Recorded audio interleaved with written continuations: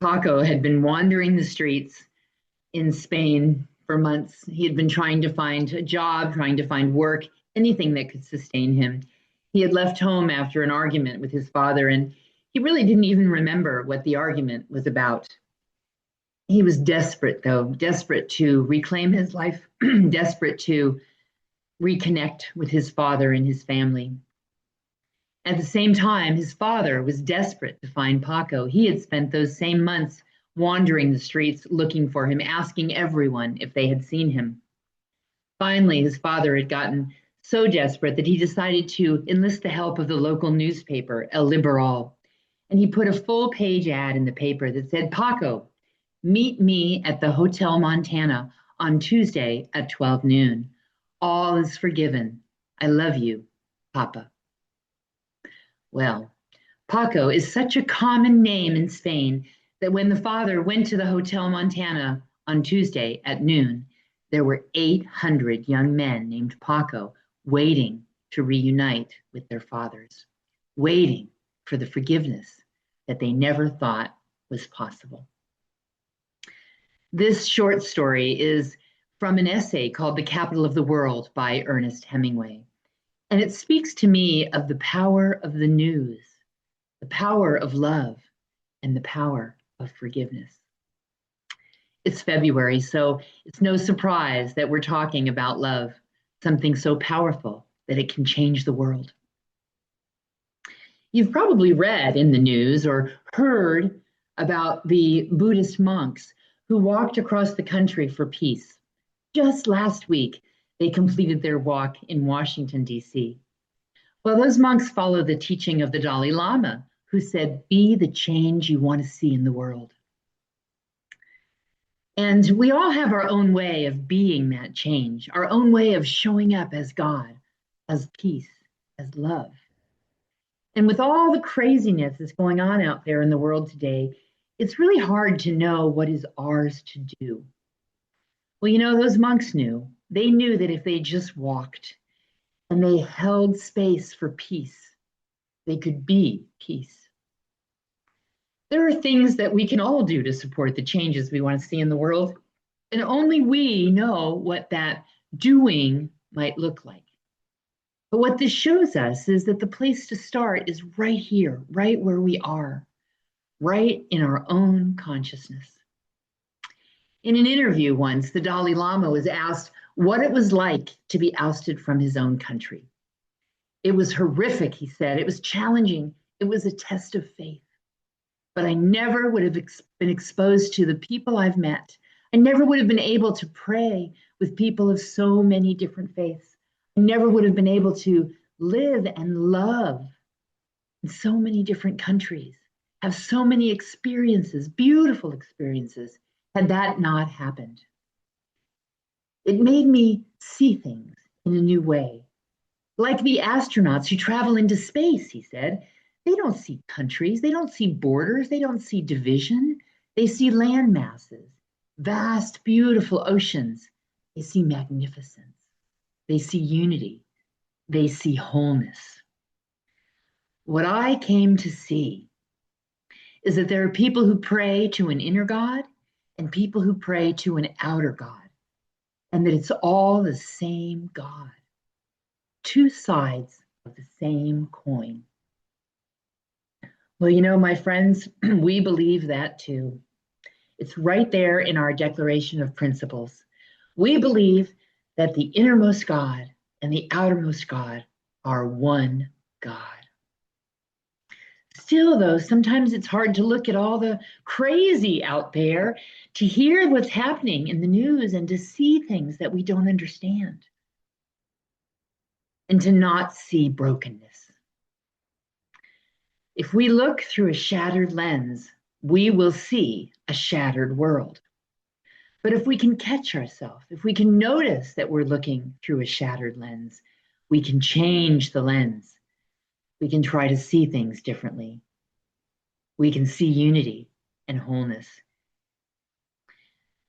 By reminding myself that God is all that there is, that there's no spot where God is not, I can start right where I am, in my own consciousness.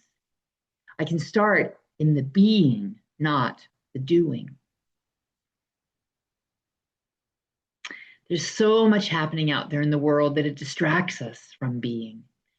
The newspapers, news programming, social media, it's a lot, right? And a lot of it's hard, if not impossible, for us to understand. And just trying to understand it might be futile. It might not be worth it because that puts our focus on the wrong thing and it keeps us spinning. It keeps us looking through that shattered lens. A Course in Miracles says, I don't know what anything is for. And in Romans 8:28, we're told that all things work together for good. Science of Mind teaches us that no matter how things look or feel, God is right there, always and in all ways. I'll admit it, sometimes I want to go on a news fast. You ever feel that way? The world seems to be a huge mess. And during those times when it seems that there's little that we can do about what's happening, that's when we have to change the lens. We have to pay attention and move into spiritual practice so that we can be the change. I have a little practice that I use when things feel too much, and I invite you to use it yourself and make it yours. I close my eyes and I say to myself, Catherine, if you really believe this stuff, and you do, then it's absolutely impossible for God not to be under this chair that's holding you up. It's absolutely impossible for God not to be in that person who said those things that seem crazy. It's absolutely impossible for God not to be in that organization or in that group of people that seems to be making decisions that doesn't make sense to me. It's absolutely impossible for God not to be in that war-torn country where people are suffering. Because there is no spot where God is not. And I do believe this to be so. I believe that God is right here in the middle of this situation right now. So what if instead of watching the news, we were to make the news a spiritual practice? What if we were to pray the news? When I was in ministerial school, Reverend Dr. Michael Beckwith had us do an exercise where we all cut out headlines of the newspaper and we put the headlines, disturbing headlines, in a basket. And then he passed the basket around again and he had us each pull a headline out and he had us pray over that headline, knowing the highest and best outcome. It was really hard. It was really hard because some of those things felt horrific. Still, it was an amazing exercise to move into that place in universal consciousness, into that place in oneness and pray about that situation, understanding and knowing that we don't know what it's for, but we know that God is in the middle of it. A Course in Miracles also tells us that everything is either love or a call for love. So the things that disturb us are a call for love. What if we could see those things through a new lens as a call for love, as a call for forgiveness? What if when picking up the newspaper or reading our social media feeds or watching the news on television, we were to simply see those situations and experiences as a call for love and move into prayer? I try to do it and I still get caught up in the spin, if you will. But then I remember, and I remember to remember that this is a call for higher consciousness, that the only work that I have to do here, the only doing, is to focus on being that presence of love, being that presence of God right here on earth. What if we were to use those things as opportunities to shift our own consciousness and see through a new lens? And what if, when it were especially hard, we were to go one step further and recognize that it's time to do work in our own consciousness, work on ourselves? C.S. Lewis said, "Pain insists on being attended to. God whispers to us in our pleasures, speaks to us in our conscious, but shouts at us in our pain." It is his megaphone to rouse a deaf world. Wow. God whispers to us in our pleasures, speaks to us in our conscience, but shouts at us with our pain. It is his megaphone to rouse a deaf world. Pain insists upon being attended to. So when we see trouble out there in the world, when we're disturbed by it and we don't understand it, Spirit is telling us to pay attention. This thing that is disturbing our peace, our connection to God, is a call for us to do our own work. Perhaps there's forgiveness work that needs to be done and love that needs to be given. And when we do our work in here and trust that it's done, then we have to be patient and wait for the change to happen in the outer world, because everything begins in consciousness. When it seems like nothing is happening, everything is happening. And it's important for us to have faith, to hold fast in the awareness that everything happens first in consciousness. It's like the 100th monkey story that I read again this last week in the book Practicing the Presence. It's a beautiful story. It was 1952, and on the island of Kashima, scientists were providing monkeys with sweet potatoes that they dropped from helicopters onto the ground. And they would fall into the dirt. And the monkeys liked the taste of those sweet potatoes a lot. It was like nothing they'd ever had before, but they didn't much like the taste of the dirt. And one day, an 18-month-old female named Emo decided to rinse the sweet potatoes in water in a stream before she ate it. And wow, it was delicious. No dirt. So she showed her mother this behavior, and her mother started washing the sweet potatoes. And then all her playmates copied her.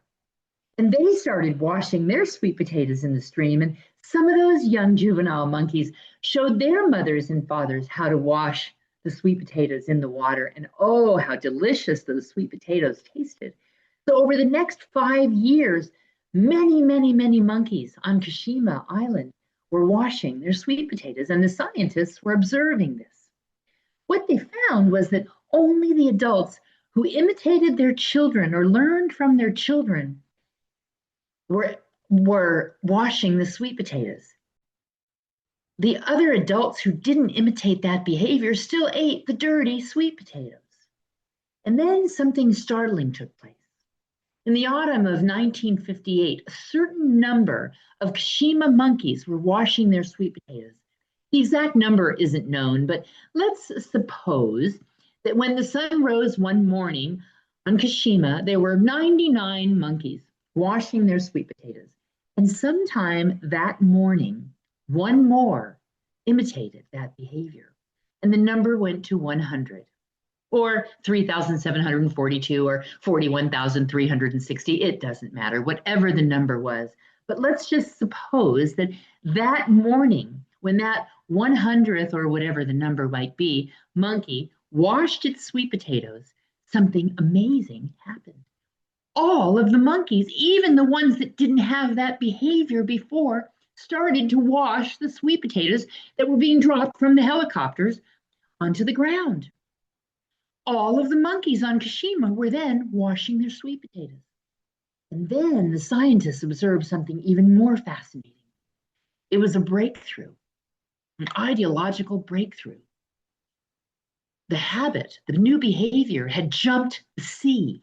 Scientists watching monkeys on other islands were noticing and reporting that those monkeys all of a sudden were washing sweet potatoes before they ate them. Colonies of monkeys were washing their sweet potatoes. You see, science had proven that there's a morphogenetic field, that field of oneness. We believe that there's only one mind, that what's known in one place in consciousness is known everywhere. So when enough people are operating at the same frequency, the frequency of peace, for example, peace is experienced. When enough monkeys are washing their sweet potatoes, all of the monkeys wash their sweet potatoes. The frequency had shifted. We call that the law of majority. It's a specific universal law that we believe in and that has been proven in science over and over and over, the existence of that morphogenetic field. Think about it. How hard was it for you to learn how to use a computer or an iPhone or an iPad? It was hard for me. Now think about your grandkids or your great grandkids. They just seem to instinctively know, right? It's easy for them. This is that morphogenetic field. What's known in one place in consciousness is known everywhere. And that when a certain frequency is reached on the planet, that frequency extends, that knowledge is shared with everyone. So back to what's happening in the world today. It's a lot and it can feel overwhelming. So what if we were to watch the news actively with purpose?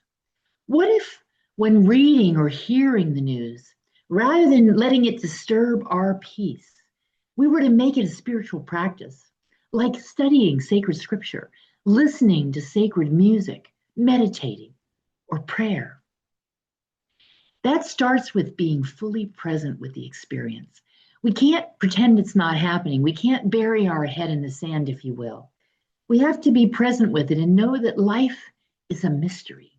It's not a problem to be solved. There's not something that we have to do about it. Instead, it's a paradox. It's an opportunity for us to go deep into the heart of compassion without any kind of an agenda or any kind of an attachment to the outcome. Loving what is, accepting what is. I want to talk about how loving what is and accepting what is can make it easier for us to forgive ourselves and other people, those that we feel are doing or have done wrong, so that we can step into that flow of givingness. We can raise the vibration and the frequency of life on this planet. There's an old Korean proverb, kick a stone in anger, hurt your foot. I love this one because if you think about it, the stone didn't do anything except be what it is, a stone. But kicking the stone not only hurts your foot, but it creates more of the anger that caused you to kick the stone in the first place. It's not the anger or the stone that needs to be forgiven. It's our interpretation and our experience of what happened. Because as long as we think that the cause of our problem is someone or something out there, and that someone or something out there is responsible for our suffering, the situation is hopeless. It means that we will forever play the role of victim, and there will always be someone or something to forgive. In Byron Katie's book, Loving What Is, she says that stress is not caused by the people around it, but by our own interpretation of it. She also says that while we think that most illness comes from stress, illness is self-imposed. Stress is self-imposed. That the number one killer in the United States isn't smoking, it isn't stress, it isn't a lack of exercise, it's not eating well, it's heart disease. And heart disease starts with an angry, hostile heart. That's what causes the stress. That's what causes the separation. And that comes from holding grudges. You see, stuff happens to all of us. Every one of us woke up this morning with problems. Maybe you're in the middle of a divorce. Maybe your kids are messed up. Maybe somebody took your money. Maybe you lost your home. Maybe you're sick. Yes, you've had challenges in your life and you probably have some right now. We all do. We all woke up this morning with stuff that's difficult. This is our opportunity to get over it because hanging on to that stuff isn't serving us. We can all take a lesson from Byron Katie and remember that it's not the thing that happens or the person, but rather our interpretation of what happened. And by letting go of that old interpretation, telling ourselves a new story and seeing things through a new lens, we have found the fastest way to forgiveness. And by forgiving, we can experience joy. And joy is the highest expression of God. There were once two brothers who farmed next to each other, side by side, and worked together for more than 40 years. They each had their own piece of property.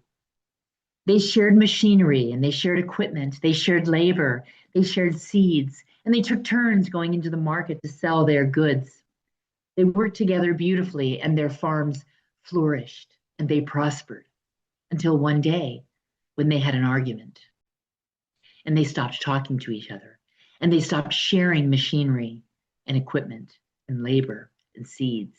And they stopped taking turns going into town to sell their goods. And over time, they couldn't even remember what the argument was about, kind of like Paco and his father in the earlier story.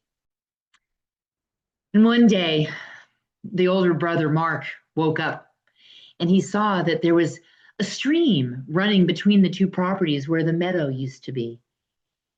His younger brother, John, had taken a bulldozer and poked a hole in the levee and flooded the meadow to further separate their land. He was furious. He steamed for a few days and wanted to go over and talk to his brother, but he knew that probably wouldn't do any good. And he held that anger so tightly.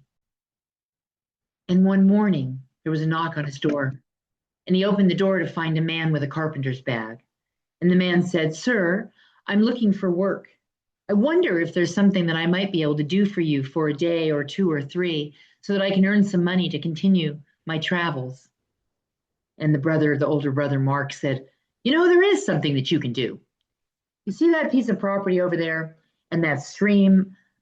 My neighbor poked a hole in the levee and flooded the meadow in between our land to further separate us. And I don't want to have to see his land. I don't want to have to see his farm.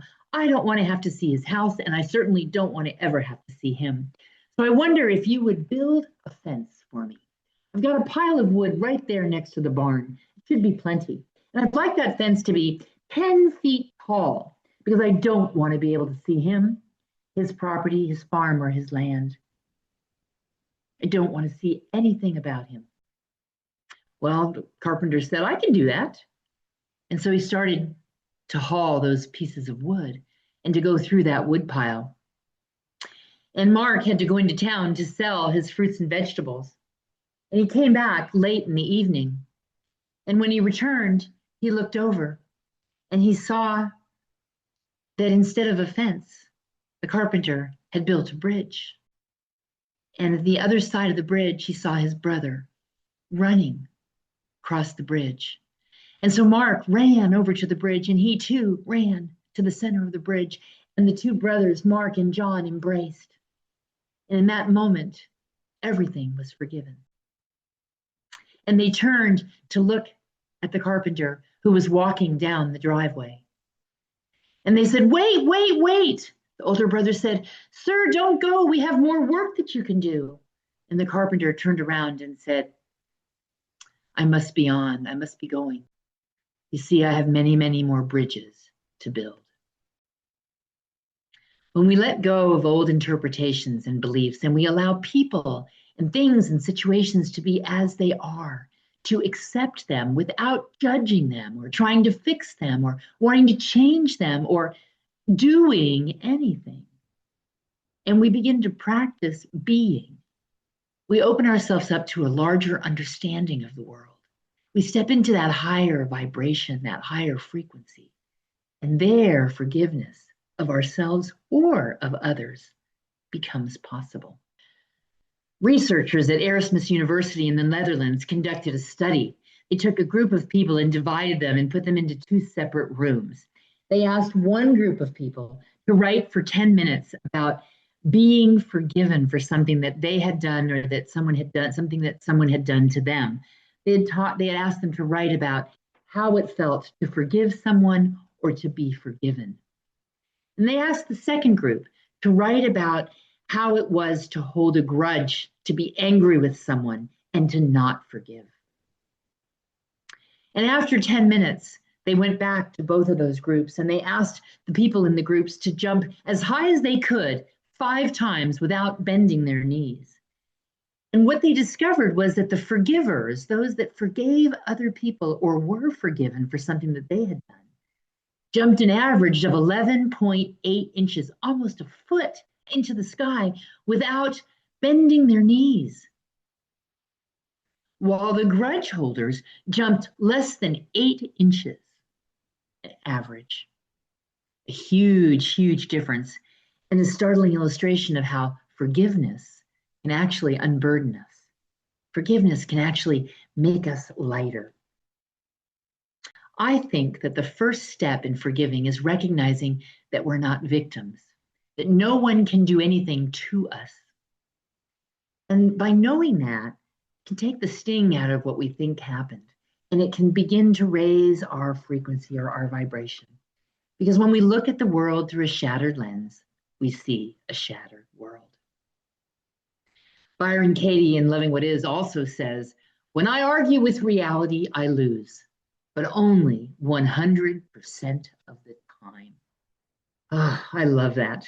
Looking through the world through a shattered lens is arguing with the world. It's seeing separation. It's arguing with reality. It's arguing with what we know to be true in our very core. It's arguing with what we really believe to be true about life. And by letting go of that need, we're able to step into the healing power of love and forgiveness. And it looks different in every situation. It can be hard, especially if we don't understand what or why someone or a group of people are doing what they're doing. But the truth is, it is possible. And love has the possibility and the ability to change us. It allows us to be that change. Pain can be transformed into joy. I live in San Diego, California, and there's a beautiful man who lives in San Diego who is part of a project called the Forgiveness Project. And I'm going to tell a story that he travels the world telling. On January 21st, 1995, 20-year-old Tariq Kamisa, a student at San Diego State University, was out delivering a pizza when a gang member tried to rob him. Things escalated, and 14-year-old Tony Hicks shot and killed Tariq Kamisa. The trial took over 2 years. When it was over, Tony became the youngest person in California at the time to be charged as an adult. He was sent to a maximum security prison at 16. And over the next 3 years, Tariq Kamisa's father, Azim, worked through his grief and his anger, and he came to realize that there were victims on both sides of that gun. And as part of his personal healing journey, he reached out to Tony's grandfather and guardian, Play Felix. And Azim and Play developed a friendship, and they worked side by side to start a restorative justice foundation in Tariq's name. And then Azim went to Folsom State Prison to meet Tony. He went again and again, and he began to advocate for him. He visited him regularly in prison, and he became like a surrogate father to him. Can you imagine that? Being like a father and loving and supporting a young man in prison who killed your son? Wow.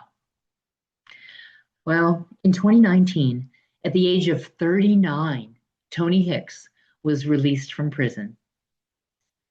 He now works as a plumber, and he volunteers his time with the Tariq Kamisa Foundation, a nonprofit international foundation that Azim and Play started, dedicating to stopping children from killing children.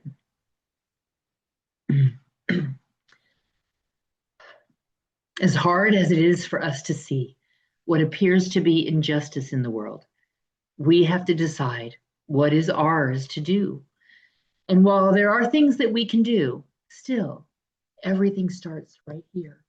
Everything starts right where we are. Everything starts in our own consciousness. That's where the important work is to be done. And when we're hurting, that's a call to love, a call to pray, a call to move into that universal space of consciousness where there's only that one mind, where there's only love, where there's only peace. And that's where the most important work is done. When we're hurting, that's our inner wisdom telling us to pay attention, to go within and to do our work. So what is that work? Well, A Course in Miracles tells us that the opposite of love isn't hate, it's fear. And there's always only two things going on: love and a call for love. And when there's a call for love, it's an opportunity for us to practice. It tells us that there is something that we need to forgive. In Living the Science of Mind, on page 402, our buddy Ernie says, "Forgiveness is a way of life. What we refuse to give, we refuse to accept. Nothing is more important than we learn how to forgive ourselves and others." And as hard as it may be to believe, forgiveness is available for everyone. And with forgiveness comes joy. The Bible tells us, "Behold, I make all things new." I think this speaks directly to forgiveness because as we forgive, we see things differently. We remove those shattered lenses. And instead of seeing a shattered, broken world, we see through a clear lens. We see in a new light. We look through the eyes of love. So let's pray. Feeling and knowing that power and presence of love. Knowing that that one life, the life of God, is the life of love that moves through me, that moves through everyone here. It's that power and presence that is exactly what we are called to be in this world. It is peace. It is joy. It is wholeness. It is beauty. It is unity. It is love. It is forgiveness. And it is good. And I know that despite how things sometimes look and feel, that those headlines and anything else that's happening out there in the world that disturbs my peace is a call for love. And I use this as a spiritual practice. I use that feeling of being disturbed as a reminder to move into spiritual practice, to move into prayer, to move into that place within me where God lives, where there is oneness. And I trust that God is at work, that God is at play, that God is in the middle of every situation because there is no spot where God is not. And I know that my work begins and ends in consciousness, that it is my responsibility to be the presence of love in this world, and that love heals all disturbances. I trust this. I know this to be so with every cell of my being. And so it's from that place of knowing that I release my word to that law of mind because I absolutely believe that it's already done. It's done on the unseen side of life. It's done in consciousness. And that my job now is simply to be that presence. And so I give it to God. I let go. I let God. I call it good because I know that it is. And so it is. Thank you, my friends. What a joy it is to be with you again today. And I hope to see you all live and in person soon. Blessings.